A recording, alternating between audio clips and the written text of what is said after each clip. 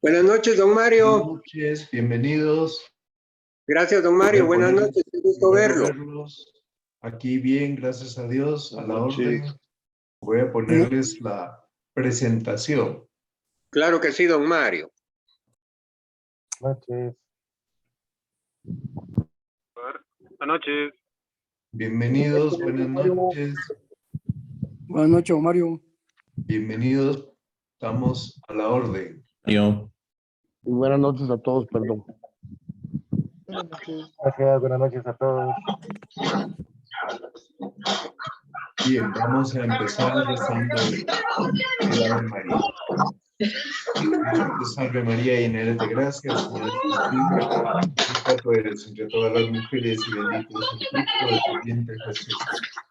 Santa Madre de Dios, ruega por nosotros pecadores, ahora y en la hora de nuestra muerte. Amén. Gloria al Padre, y al Hijo, y al Espíritu Santo. Mueren y mueren Por los siglos de los siglos. Amén. San Gabriel, Ruega por nosotros. San Pablo, Ruega por nosotros. Son solo negocios, no es nada voy a personal. silenciar a todos. Muy bien. Entonces vamos a hablar ahora de la resurrección de la carne y de la vida eterna.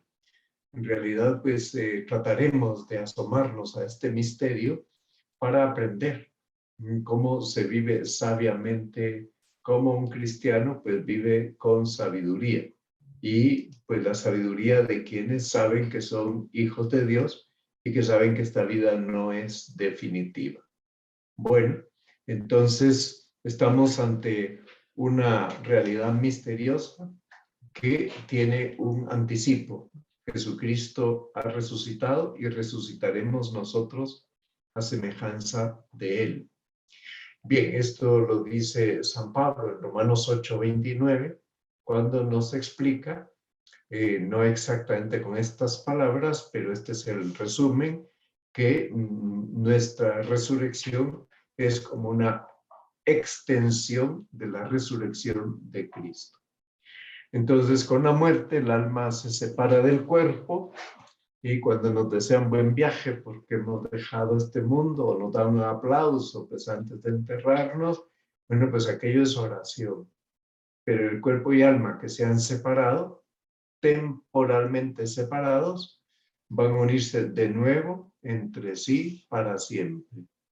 Y este unirse de nuevo es para que juntos puedan recibir la gloria o puedan ser castigados. Aquello que el alma ya lo tiene anticipado. Por tanto, la resurrección de los muertos no es solo para unos, sino para todos. Justos y pecadores, vivos y muertos. Y el que no haya muerto cuando Jesús venga por segunda vez, pienso yo que se va a morir del susto y que ahí mismo será juzgado su juicio particular y entrará al juicio universal y todo pues dentro de nuestros esquemas del tiempo todo será instantáneo. Bien, entonces ocurre que San Mateo en el capítulo 24 de su evangelio recoge las palabras de Jesús. Venid benditos de mi Padre, porque tuve hambre y me disteis de comer, tuve sed y me disteis de beber, estaba desnudo y me vestisteis, enfermo y me visitasteis, encarcelado y vinisteis a verme. Y apartados de mí, malditos de mi Padre, ¿verdad? Apartarse y ser malditos son dos realidades, ¿verdad? Venir y ser benditos, entrar al gozo del Señor, ¿verdad? Son los dos aspectos que tiene tanto la condenación como la salvación eterna. ¿Cuándo va a ser? Pues definitivamente no existe un calendario ni un cronómetro, ni es que estemos ya a pocos días del apocalipsis, como aparecía hoy en un noticiero, sino que la segunda venida, pues será cuando Dios lo disponga y ahí será, dijéramos, la consumación del final de los tiempos, porque estamos en el final de los tiempos desde la primera venida de Cristo. Bien, entonces, ¿qué pasa? Que cuando el cuerpo resucite, nuestro cuerpo va a ser real y va a ser material. Sin embargo, no será terreno, es decir, ni mortal, no va a estar sujeto a las leyes espaciotemporales, las leyes físico-corpóreas, a las que está sujeto el cuerpo de quien no ha muerto. Bien, entonces el mismo cuerpo que tuvimos en esta vida, probablemente dirá Santo Tomás de Aquino que el cuerpo estará en la edad justa, quiere decir en la edad perfecta, ni tan joven ni tan viejo, pero despedirá luz si es el cuerpo glorioso.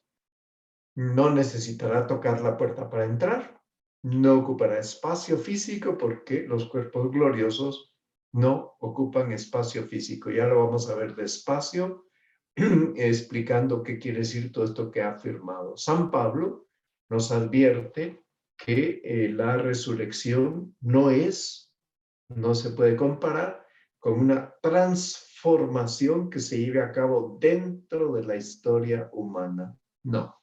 Él distingue perfectamente un antes y un después. Entonces, cuando habla del cuerpo resucitado, San Pablo dice que es un cuerpo glorioso. Así se expresa en Filipenses 3. Y afirma que es un cuerpo espiritual. ¿Y qué quiere decir que sea un cuerpo espiritual? Quiere decir que ese cuerpo va a estar tan unido al alma gloriosa que el alma va a reflejar la gloria en el cuerpo. Bueno, y en 1 Corintios 15 dice que cuando uno siembra un cuerpo natural, está refiriéndose al día del entierro, va a resucitar un cuerpo espiritual. Dice, si hay un cuerpo natural, también hay un cuerpo espiritual, o sea que están vinculados. No es que vayamos a resucitar con el cuerpo de una vaca, no. Un cuerpo espiritual no es un cuerpo angélico, porque los ángeles no tienen cuerpo, es decir, los ángeles se han presentado en forma corporal para hacerse visibles, pero no tienen cuerpo. Bueno.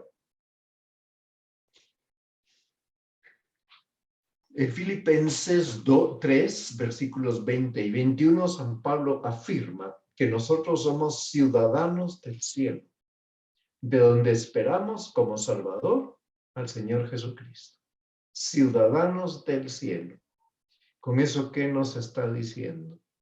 Bueno, pues nos está diciendo que nosotros no esperamos una morada permanente aquí, ¿verdad? Sino que vivimos ya en la tierra como ciudadanos del cielo.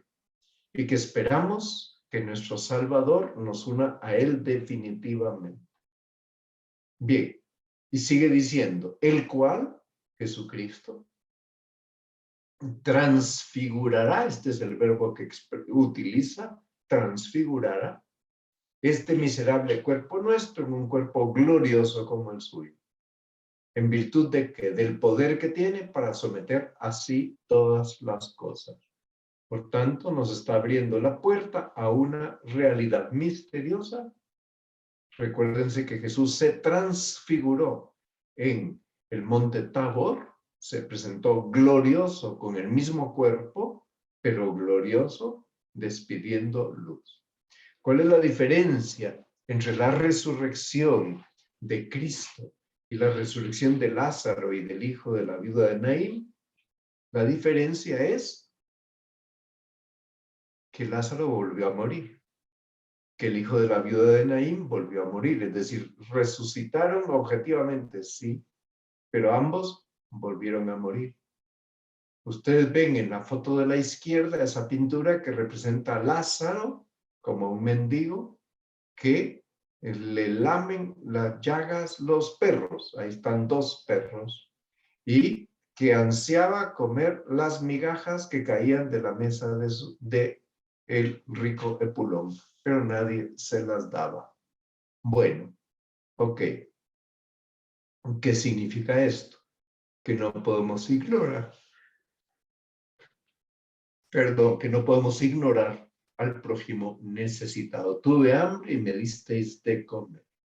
Santo Tomás de Aquino nos explica que en la resurrección el alma va a informar al cuerpo tan profundamente que en el cuerpo van a aparecer reflejadas las cualidades morales y espirituales del alma resucitada. El alma no es que vaya a resucitar, el que resucita es el cuerpo, pero el alma del que se salvó tendrá tanta gloria, la gloria de esa alma se va a reflejar en el aspecto también físico, ¿verdad? Todas sus nuevas cualidades que son ya definitivas aparecerán reflejadas en el cuerpo. Bien, entonces, la segunda venida de Cristo.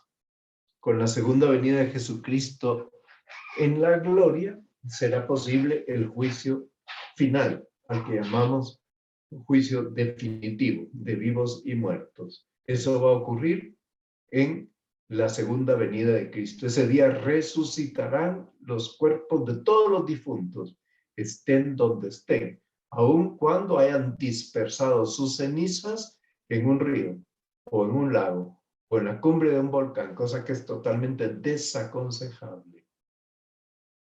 Bien, pero San Pablo y la doctrina cristiana excluyen la reencarnación.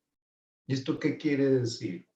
Bueno, pues las teorías reencarnacionistas son teorías que vienen del Oriente, concretamente de la India, que habla de reencarnaciones sucesivas en distintos cuerpos hasta que el alma quede definitivamente purificada. Pero en Hebreos 9, versículo 27, se dice que está establecido que los hombres mueran una sola vez. Por tanto, si hubiera reencarnación, habría muchas muertes. Y sabemos que Dios crea un alma inmortal para cada persona, que por tanto la purificación tiene lugar en esta vida terrena. En Hebreos 9:27 dice, del mismo modo que está establecido que los hombres mueran una sola vez y luego el juicio, entonces eso quiere decir que no vamos a pasar ni por distintos juicios, solo dos, el particular y el universal, y que no vamos a morir más que una vez. Bien, porque veneramos las reliquias de los santos. Aquí ven ustedes una reliquia de la sotana del Papa Juan Pablo II con su sangre. La veneramos como una manifestación clara de la fe que tenemos en la resurrección del cuerpo. Por eso veneramos las reliquias de los santos, porque su cuerpo, en una persona que luchó por ser santa, su cuerpo está glorificado, va a estar glorificado. Y fue el cuerpo de una persona santa, que unido a su alma luchó por la santidad. Entonces, no es ilícito cremar el cadáver humano. Sería ilícito si esa decisión se hubiera tomado por razones contrarias a la fe, porque no creo en la vida eterna, porque pienso que lo único que hay y real es la existencia terrena actual. Entonces, aunque esa fuera la última voluntad de un ser querido, no hay por qué cumplirla, porque sus hijos o su marido o su esposa tienen fe y por tanto no tienen por qué hacer caso de eso que pues había pedido esa persona o había dejado escrito, ¿verdad? Que tenían que incinerarlo y dispersar sus cenizas. Tampoco es lícito tener las cenizas guardadas en un cofrecito colocado en la sala de estar, no. La Iglesia aconseja vivamente sepultar los cadáveres. Y por eso Mateo 27, 58 a 60 nos habla del gesto de José de Arimatea. Un gesto en el que él colabora para enterrar piadosamente a Jesús junto con Nicodemo. Voy a tomar un poco de agua.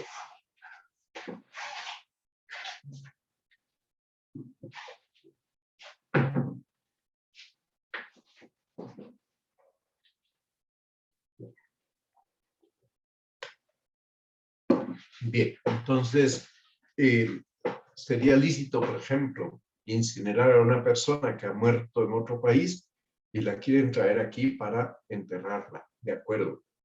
Y en ese caso se celebra una misa de cenizas presentes. Sí, o sea que la misa no solo es de cuerpo presente, también de cenizas presentes. Bueno, estamos ante una obra de misericordia corporal que consiste en honrar a los hijos de Dios, ¿verdad? Y que los cuerpos son templos del Espíritu Santo. San Pablo nos habla de esto en las dos cartas, en la carta de Corintios, capítulo 6 y capítulo 3. Bien, ustedes tienen ahí la escena de el hijo de la viuda de Naín, al que Jesús va a resucitar. En la primera de Corintios 6 dice una cosa fuertísima. Dice, ¿no sabéis que vuestros cuerpos son miembros de Cristo? Y se pregunta, ¿habría de tomar yo los miembros de Cristo para ser los miembros de una prostituta? De ningún modo. Y a continuación, en el versículo 16 dice, ¿o no sabéis que quien se une a la prostituta se hace un solo cuerpo con ella? Pues está dicho, los dos se harán una sola carne. Versículo 17, mas el que se une al Señor se hace un solo espíritu con él, unirse al Señor. Entonces, creemos en la vida del mundo futuro. Esto es lo que se dice en el credo. ¿Y qué significa esto? Pues ya les había dicho, ¿verdad? Que con la segunda venida de Cristo, entonces alcanzará su culminación los nuevos cielos y la tierra nueva. De eso nos habla la segunda de Pedro, capítulo 3 y Apocalipsis 21. Dice que habrá nuevos cielos y nueva tierra. ¿Cómo va a ser eso? Es un proceso que comenzó hace 2000 años, un proceso en el que indudablemente la renovación de la creación que vino a ser Jesucristo para dar a la creación pues lo que había perdido con motivo del pecado de Adán y Eva, es un proceso que va en ascenso. Estamos en un plano ascendente. En la segunda de Pedro, capítulo 3, dice, el día del Señor llegará como un ladrón, por tanto no se puede predecir. En aquel día, ahora dice cuáles serán las señales, los cielos, con un ruido ensordecedor, se van a deshacer. Los elementos, el aire, el agua, se van a abrasar, es decir, se van a incendiar, se disolverán. Y la tierra, y cuanto ella encierra, se consumirá. Con este lenguaje se nos está hablando de una purificación total, de una renovación profunda. Y sigue diciendo, puesto que todas estas cosas han de disolverse así, ¿cómo conviene que seáis en vuestra santa conducta y en la piedad, esperando y acelerando la venida del día de Dios, en el que los cielos en llamas se disolverán y los elementos abrasados se fundirán? Entonces apela a un cambio en la conducta. Un cambio en la conducta que acelera la venida del día de Dios. Conducta que llama santa y piadosa. Dice, pero esperamos, según nos lo tiene prometido, nuevos cielos y nueva tierra, en la que habite la justicia. Por tanto, la novedad del cielo y de la tierra será la plenitud de la justicia, de la santidad. Por lo tanto, queridos, en espera de estos acontecimientos, esforzados por ser hallados en paz ante Él, sin mancilla y sin tacha. Ahora, no solo el hombre va a llegar a la gloria, sino que todo el cosmos es renovado. El cosmos en el que vivimos y actuamos va a ser totalmente transformado. Eso no quiere decir que todo lo que hay sea malo, no, pero sí quiere decir que se va a transformar. Ok, entonces, la iglesia también va a ser llevada a su perfección. El libro de los Hechos de los Apóstoles, capítulo 3, versículo 21, habla de un tiempo que califica como el tiempo de la restauración de todas las cosas. sea, todo va a ser a concluir el proceso de restauración. Entonces la misma iglesia, como esposa de Cristo, porque sus miembros, la iglesia es santa, pero los miembros somos pecadores, también llegará a esa total restauración. Por eso decía que con el género humano también el universo entero. ¿Por qué? Porque el universo está íntimamente unido con el hombre. Y por él, porque el hombre es restaurado totalmente, renovado, el universo alcanzará su fin y terminará siendo perfectamente renovado, cielos nuevos y tierra nueva. Bien, entonces Cristo muere en un acto de obediencia a Dios Padre. Por eso San Pablo, en la segunda de Timoteo, capítulo 2, habla de que si morimos con Cristo, también viviremos con Él. Y en otra parte dice, si morimos, morimos en el Señor. Si vivimos, vivimos en el Señor. Por tanto, morir con Cristo quiere decir pasar a través de la obediencia. También la muerte cuando Dios quiera y como Dios quiera, es un acto de obediencia a la voluntad de Dios. El último acto de obediencia a la voluntad de Dios. Entonces, ¿cómo asume Cristo la muerte? El acto de asumir la muerte por parte de Cristo es sometimiento total y libre a la voluntad de Dios. Sometimiento total. Y esto es lo que se nos pide a nosotros, estar en esa disposición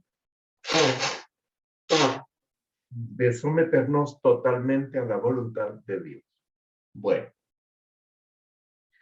Cristo con su obediencia vence a la muerte y gana la resurrección para toda la humanidad. Por eso al principio les decía que nuestra resurrección será como una extensión de la resurrección de Cristo. ¿Qué es el cielo? Cuando uno muere en gracia y amistad con Dios y ha sido ya totalmente purificado, entonces vive para siempre con Cristo. Ese es el cielo. Es para siempre semejante a Dios, porque ahora ya lo puedo ver cara a cara sin el velo de la fe. En la primera de Juan, capítulo 3, versículo 2, se habla de ver cara a cara. Aquello mismo que dice la primera de Corintios 13:12. Y Juan 14:2 dice, en la casa de mi padre hay muchas moradas. Muchas moradas. ¿Esto qué significa? Que no todos vamos a gozar del cielo en el mismo grado, porque habrá unos que habrán tenido más méritos que otros. Unos habrán tenido más talentos que otros y habrán correspondido mejor a los talentos que el Señor les haya dado. Bien, entonces hay una diferencia entre la gloria esencial y la gloria accidental. La gloria esencial es ver a Dios cara a cara, es gozar de Él sin ningún temor. La gloria accidental consiste en contar con la compañía de los seres queridos que estén en el cielo y poder ver el fruto de las buenas obras que hayamos hecho en la tierra. Eso es la gloria accidental. Como ustedes ven en esta pintura, hay estratos en el cielo. Cuando San Pablo habla de que él en vida fue llevado al tercer cielo, nos está confirmando esto que dice Jesús. Mira, cuando nos habla de que hay muchas moradas. Bueno, entonces, muchas moradas. Eso significa que ahí nadie va a tener envidia unos de otros, sino que los que estén en la morada tal vez más baja, hablando en términos humanos, estarán contentísimos de ver a los que están en la séptima morada. Claro, aquí el número 7 es un número de plenitud. No tanto que haya una serie de estratos. Bien, ¿qué es el infierno? El infierno es el misterio del amor rechazado, porque solo va al infierno el que rechaza el amor de Dios. Y esto es señal del poder destructor que tiene la libertad humana mal usada, una libertad alejada de Dios. Por eso Jesús habla en capítulo 25 de San Mateo de ir al fuego eterno. Dos cosas, ¿verdad? Apartados de mí, malditos, e id al fuego eterno. Entonces, pena de daño y pena de sentido.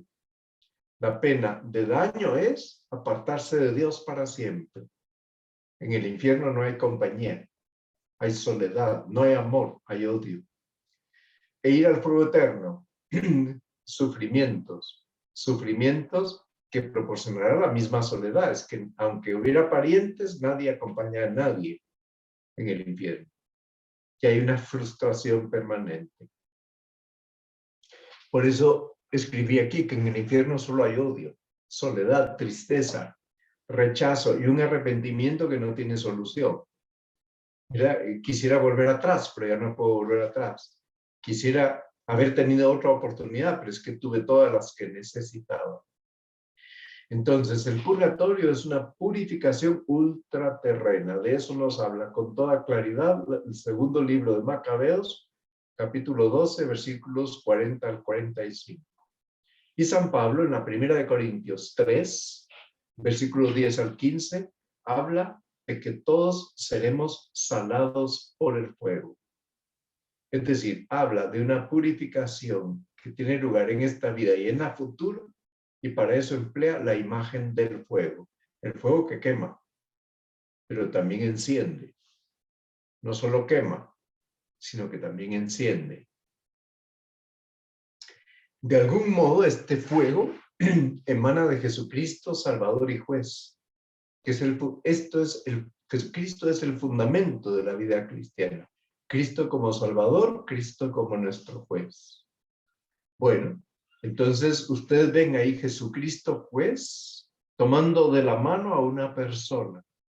Bien, entonces creemos en la vida del mundo futuro. ¿Qué es la vida del mundo futuro? Después de la muerte, el juicio particular y universal, el infierno, el purgatorio y el cielo. En el purgatorio hay alegría y sufrimiento al mismo tiempo. Alegría porque sé que ya me salvé. Sufrimiento porque me doy cuenta que por mi culpa todavía no estoy para siempre con Dios. Alegría porque la justicia de Dios me ha llevado ahí. Estoy contentísimo de la justicia de Dios. Ya no la discuto, la acepto.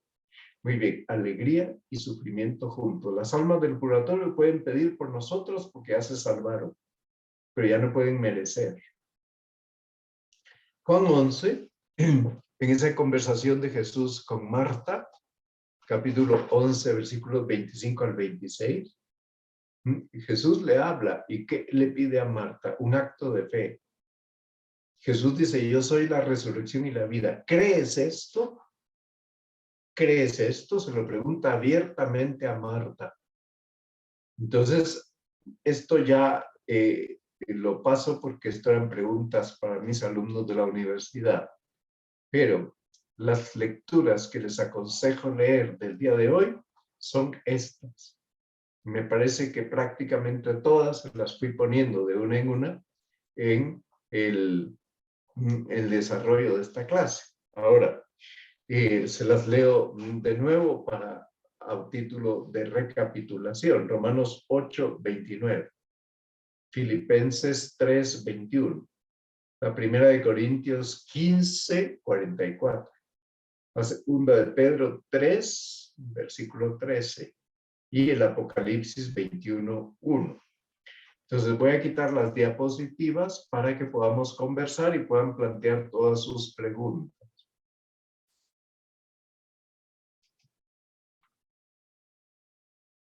Vamos a ver. Los que tengan alguna pregunta, que levanten su mano o que pues abran su micrófono. Wilson, adelante Wilson. Buenas noches, don Mario. Una consulta. Sí. Yo he escuchado, digamos, hasta cierto punto, ciertas versiones de qué se puede hacer para poder sacar un alma del purgatorio. Sí. Me gustaría si usted me pudiera ampliar un poquito, si es cierto, digamos, Sí. hay que rezar 13 rosarios o algo así, ¿verdad? Bien, pues para sacar un alma del purgatorio hay que ofrecer sufragios y el mejor sufragio es la Santa Misa. Evidentemente podemos ganar indulgencias para encomendar a las almas del purgatorio, pero ninguno de nosotros tiene certeza de quiénes están en el purgatorio. Por tanto, lo ofrecemos por nuestros seres queridos o por todas las almas del purgatorio.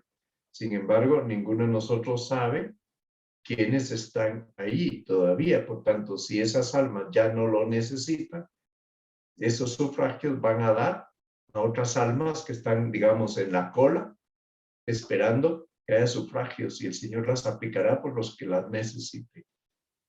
Muy bien. Gracias, don Mario. Para servirte. Pero no es que haya que rezar 13 rosarios ni ofrecer 7 misas, sino que, o sea, que más que estar vinculado a un número, está vinculado a la generosidad con que ofrezcamos sufragios por esas almas. Muy bien. No veo ninguna mano más. Padre. Vamos a ver si Willy. Hay dos, Willy y Freddy. Adelante. Don Mario, perdone la cita bíblica que mencionó del segundo libro de los Macabeos, es que no ¿en qué Es el capítulo 12 del segundo libro de Macabeos, cuando se cuenta ahí que Judas, capitán de los Macabeos, hizo una colecta para mandar a Jerusalén el dinero y que se ofreciera un sacrificio por las almas de los judíos caídos, porque les habrían registrado los bolsillos a los cadáveres, en la ropa, y encontraron ídolos, lo cual significa que pudieron haber pecado de idolatría. Entonces, ¿eso qué indica? La fe en que hay una purificación futura, ultraterrena. Esa es la cita. ¿Freddy? Buenas noches, don Mario. Buenas noches, Freddy. Aquí una interrogante. Las almas que van al cielo o que llegan al cielo, sabemos que la mayor dicha es estar compartiendo, como dice la Escritura, cara a cara con Dios. Con Dios. Sí. Ajá. Sin embargo, ahorita como que hablamos de niveles en base a las obras que pudieron haber hecho o tenido estas personas, en base a su piedad y a otras circunstancias, ¿verdad? No podemos comparar. Y la respuesta de ellos, ¿verdad? Ajá, sí, pero en la parábola, por ejemplo, de los trabajadores, sí. Donde Jesucristo los compara también, Él les da el mismo pago a los que trabajaron mucho, llevaron sol, y a los últimos que aparecieron. ¿No sería esto un símil de lo que ocurre en el cielo, que es las obras, los méritos, todos amados y todos igual? Lo que quiere decir eso es que si todos fueron a trabajar, todos van a merecer el cielo, ¿verdad? Lo que pasa es que ya dentro del cielo hay unos que trabajaron más tiempo, más horas, con más intensidad, con mejor correspondencia. No es contradictorio, sino que es complementario. Pero lo que no podemos afirmar es que al final todo el mundo se va a salvar. ¿Por qué? Porque Jesús habla con claridad del fuego eterno. Habla de maldición y bendición. Entonces no podemos concluir en lo que llaman el optimismo salvífico, ¿verdad? Que al final Dios va a vaciar el purgatorio y el infierno y todo el mundo para arriba, ¿verdad? Ajá. ¿Okay? Sí, o sea ahí que, sí. Fíjate que los holgazanes no entraron en ese pago. Claro que no. Sería justo. En ese pago entraron todos los que fueron, aceptaron la llamada. ¿Ok? Bueno. Ajá. Muy bien. Gracias, don Mario. A servirte. ¿Sí, Pablo? Padre, una preguntita. ¿Podría ampliar un poquito lo que decía de la cremación? Que no está malo, pero que el fin de las cenizas debe ser con cuidado. El fin de las cenizas es la cristiana sepultura. O sea que no podemos de ninguna manera mantener las cenizas guardadas en nuestra casa, ¿verdad? En un sitio de honor, ¿no? Hay que darles cristiana sepultura. Motivo, Cristo fue sepultado, ¿verdad? Entonces, ahí sí que nos atenemos a nuestro modelo, que es Jesucristo. Y luego, que no siempre es aconsejable como una norma única que a todo el mundo se le creme. No, hay circunstancias que pueden aconsejar. Por ejemplo, una pandemia, ¿verdad? Si es que en el mundo, pues el virus se ha constatado que se propaga también a través de la ceniza o del cuerpo del difunto. Ustedes saben pues que tampoco sería aconsejable, si pudiendo enterrar el cuerpo entero, no lo voy a enterrar el cuerpo entero, sino que lo voy a cremar, porque esa fue la voluntad de mi ser querido. Pues si no hace falta cremarlo y se le puede enterrar con el cuerpo entero, entiérrese el cuerpo entero. Tampoco sería un motivo esperar, ¿verdad? Porque es que están unos parientes, viven fuera, entonces lo vamos a cremar para hacer el entierro cuando vengan los parientes. Pues enterrémoslo y cuando vengan que vayan al cementerio a rezar. Bien, y luego pues que si lo tienen en otro país, pues sí, ahí se entiende, ¿verdad? Que es un enredo terrible eso, traer el cadáver de un ser querido, y se entiende pues que la cremación es mucho más rápida, mucho más fácil para todos los trámites burocráticos. Muy bien. Una pregunta, padre, perdón más. ¿Y el no hacerlo bien, qué conlleva? Es un gran pecado, grave pecado. Bueno, pues sería un gran pecado pues ir a echar las cenizas al río, porque eso pidió mi ser querido, ¿verdad?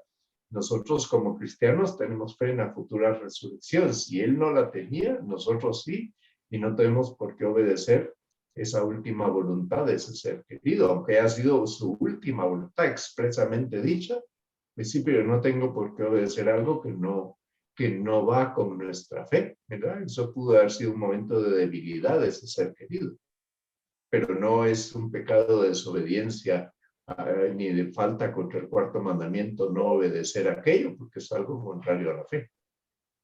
¿Ok? Ok. Sí.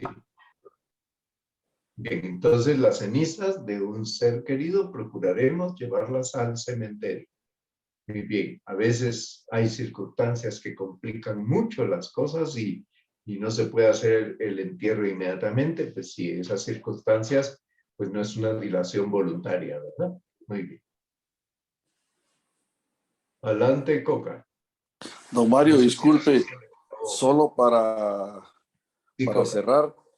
Sí. O sea que solo por el puro deseo de ser cremado a alguien no es correcto. Si es un buen católico, no es correcto solo por el gusto sí, el deseo, de cremarse. El deseo es por algo contrario a la fe en la vida eterna, no hay por qué seguirlo. ¿Ok? Ok, ya. Si alguien pide ser cremado y se le puede enterrar entero, entiérresele entero. Porque tampoco es que uno tenga que seguir al pie de la letra todo lo que le ha pedido, porque sí, digamos, hay lugares, ciudades como la Ciudad de México, donde es muy difícil el tema de los cementerios para cuerpos enteros. Y en México, de hecho, y en algunos lugares de España, hay iglesias que tienen una cripta para enterramiento de cenizas, por ese motivo, ¿verdad?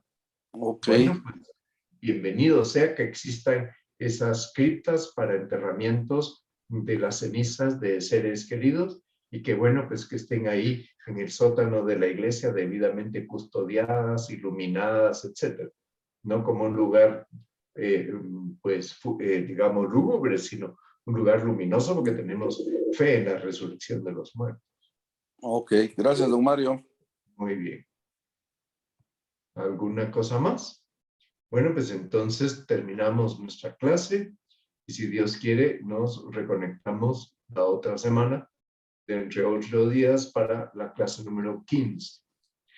Dios te salve María, llena eres de gracia, el Señor es contigo, bendita tú eres entre todas las mujeres, y bendito es el fruto de tu vientre, Jesús. Santa María, Madre de Dios, ruega por nosotros pecadores, ahora y en la hora de nuestra muerte. Amén. Gloria al Padre, y al Hijo, y al Espíritu Santo. Como era un principio, ahora y siempre, por los siglos de los siglos. Amén. San Gabriel, ruega por nosotros. San Pablo, ruega por nosotros. Que Dios le bendiga, Santa María, esperanza nuestra, asiento de la sabiduría. Ruega por nosotros. Que descansen Buen día a todos. Don Mario, gracias. Feliz noche, don Mario. Muy bien. Feliz noche para todos. Feliz noche, Mario. Vaya muy bien. Que descansen. Que siga mejor. Gracias, igual. Sí, vieja.